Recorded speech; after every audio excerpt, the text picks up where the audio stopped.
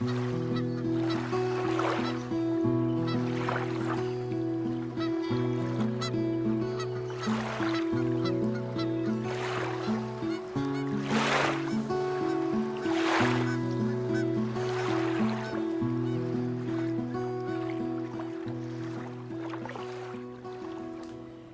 see love as an essential human need. And when I look around and I see why people get sick and why people die, it comes down to feeling not loved. I'm working with the body mind relationship. And when someone develops a symptom, there is a way of being associated with that symptom. If somebody is nearsighted, there's a nearsighted personality.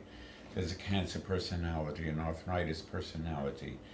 And what I had to understand was that if I want to release the symptom, I have to release the way of being that created it. And so the process of healing implied a process of transformation. But we don't become someone different, we become more who we really are. Because if there is a way of being associated with every symptom, there must be a way of being associated with having no symptom. And that's who we really are. So we can say, when someone develops a symptom, they're stressed about something, and they are not being themselves. They're not being who they really are. And why would someone decide to not be who they really are? Either it would be because they feel, if I'm being who I really am, if I do what I really want to do, I might not be loved. Or a reaction to the perception that they're not loved. Person is make themselves sick. He did that, therefore he doesn't love me. If he doesn't love me, I don't want to go on.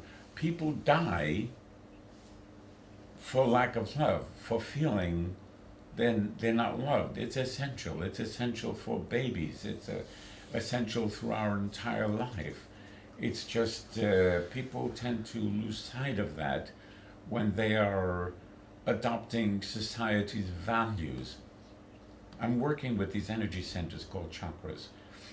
And the heart chakra, the energy center involved with the heart, is also associated with the thymus gland that controls the immune system. So the immune system is somehow related to perceptions of love. Now, children are more in touch with love and what it really is and the direct experience of it than adults, because we're told that as we get older, the thymus atrophies and people get away from the direct perceptions of love, and so they have to look for evidence of it. He did that, therefore he loves me, or he did that, therefore he doesn't love me. And when we take a look at the new diseases, the new symptoms that we have created these days, we take a look at AIDS, we take a look at HIV, they're problems with the immune system.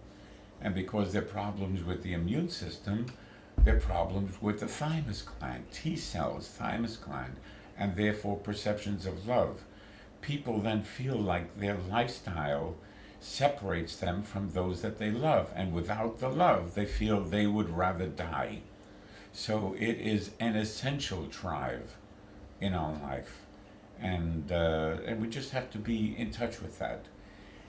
At the same time, in our personal evolution, it's a conscious decision we make. It's not an obligation.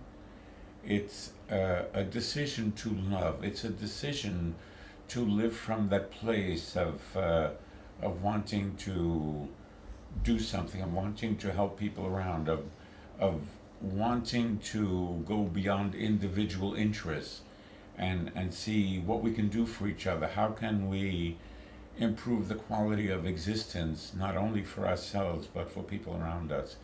And doing that, having a a sense of satisfaction, having a sense of purpose in doing something that benefits others. So for me, it's just an essential truth. It's what I see and what I understand in working with healing.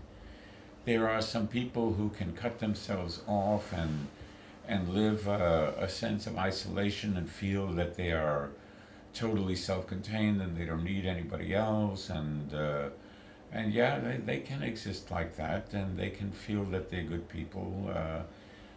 Most people, though, need this sense of contact, and I see it as an essential human drive.